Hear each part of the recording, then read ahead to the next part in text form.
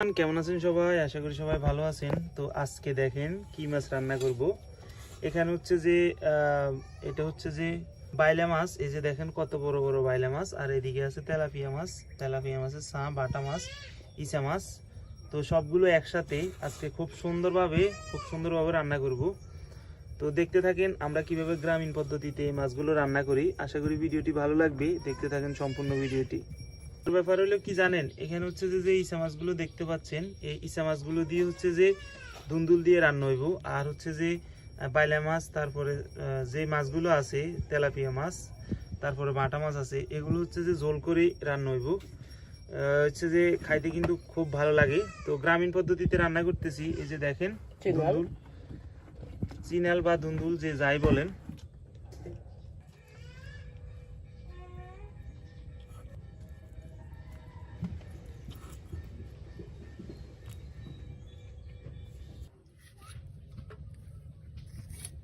এটা হচ্ছে তেলাপিয়া মাছ।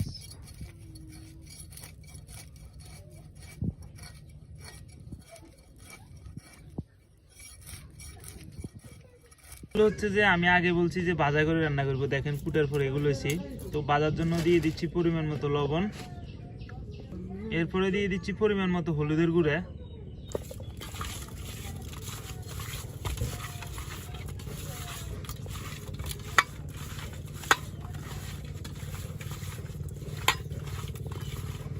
মাছ ভাজির জন্য দিয়ে দিচ্ছি তেল,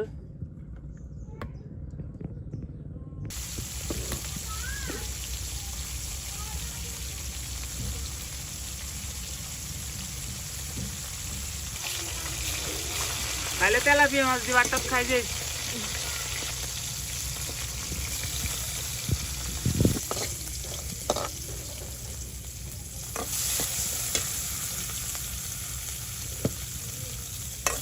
এখানে মাছের জন্য ঝোল করে নিতেছি। যে মাছগুলো ভাজা করছি দিয়ে দিচ্ছি লবণ,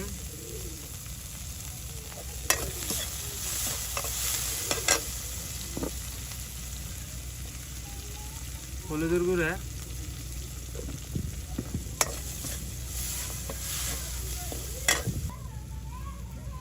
মরিচ,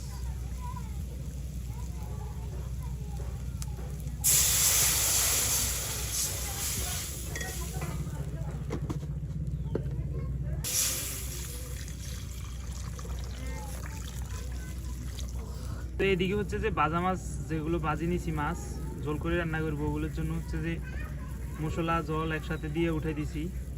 আর এদিকে হচ্ছে যে ইচা মাছের জন্য কুটে নিতেছি ধন্দুলগুলো। ধন্দুল একটু ভারী হয়ে গেছে, যদি আর একটু ডেগা থাকতো তাহলে হচ্ছে যে ওইভাবে টান দিলে আপনার হচ্ছে যে সুন্দরভাবে হয়ে যেত। কিন্তু এখন হচ্ছে যে চামড়া উঠে নিতে হইতেছে, একটু বুড়ো হয়ে আসছে। আসলে সবগুলো বুড়া না, যেমন এটা কিন্তু আবার ডেগায়, যে দেখেন।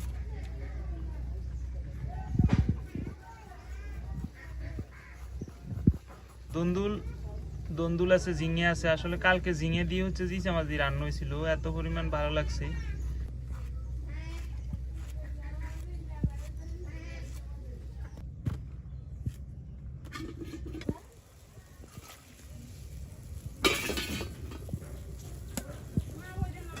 তো ঝোলগুলো হয়ে আসছে। তো এখন হচ্ছে যে মাছগুলো দিয়ে দিছি।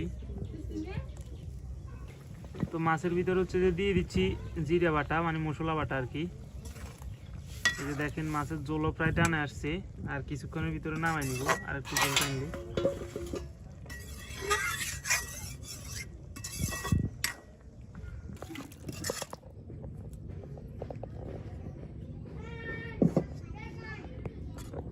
এই যে দেখেন তরকারিগুলো হয়ে গেছে, কত সুন্দর একটা কালার আসছে।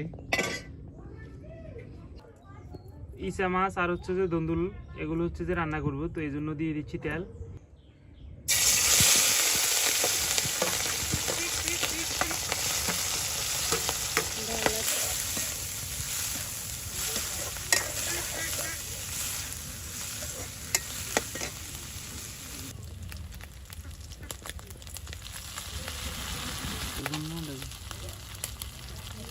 হলুদের গুঁড়া,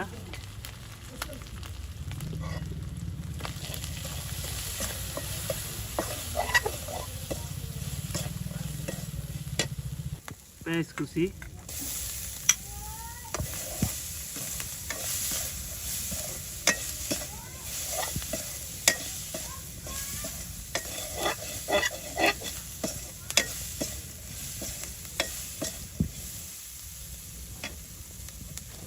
দিয়ে দিচ্ছি দন্দুলগুলো।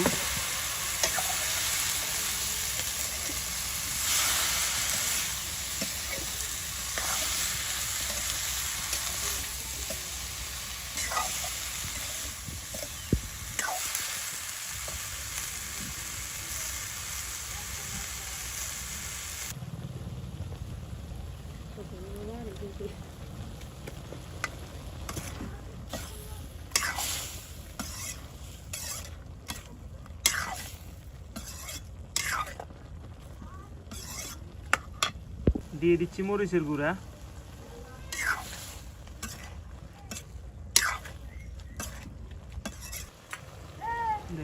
দিয়ে দিচ্ছি মশলা বাটা,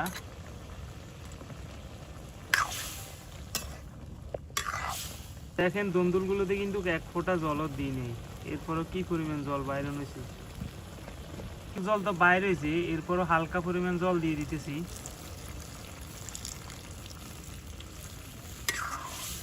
এটা কিন্তু দন্দুলের গায়ের থেকে অনেক পরিমাণ জল বার হয়েছে আজকে।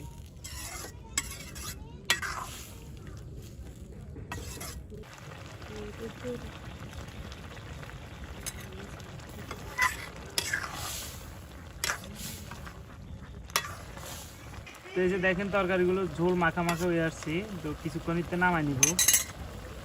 দেখেন কতটা সুন্দর হয়ে আসছে ঝোল। এই যে দেখেন তরকারিগুলো হয়ে গেছে, কত সুন্দর একটা কালার আসছে দেখেন। তো দেখা হচ্ছে খাওয়ার ওখানে, দেখি খাইতে কেমন লাগে। দেখতে তো সুন্দর লাগতেছে, এখন খাইতে কেমন লাগে এটা আমি আপনাদেরকে খাই জানাইতেছি। তো এই যে দেখেন খাইতে বসলাম, এদিকে হচ্ছে যে ধন্দুল আর এদিকে হচ্ছে মাছ। তো আগে হচ্ছে যে কোনটা নিতাম ভাবতেছি, আগে মাছের টানি দেখি কেমন হয়েছে, যে দেখা যাক।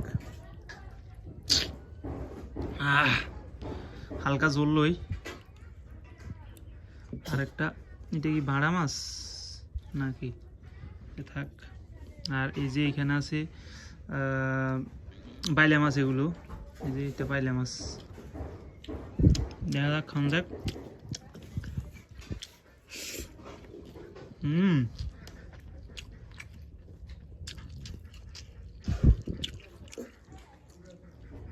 খুব মজাদার একটা রান্না হয়েছে।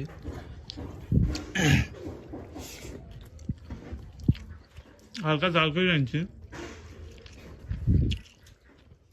যাতে খাওয়ার সময় একটু গালে ধরে, জাল না হলে তো ওই জিনিসটা লাগতো না। সবচেয়ে ভালো লাগতেছে যে বাইলা মাছ খাইতে, যে বাইলা মাছ খাইতে সবচেয়ে ভালো লাগতেছে।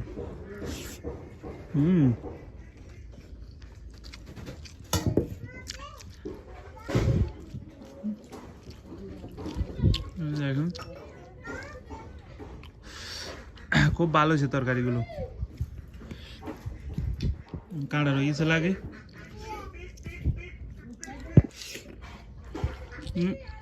এটা তো মোটামুটি খাইলাম, দেখা যাক এবার ইসা মাছেরটা হালকা নেওয়া যাক। দন্দুল আর ইসা মাছ, এই যে ইসা মাছ দন্দুল দেয়া। দন্দুলটা একটু, একটা দন্দুল হালকা একটু বুড়ো হয়ে গেছে, খুব ভালো লাগতেছে।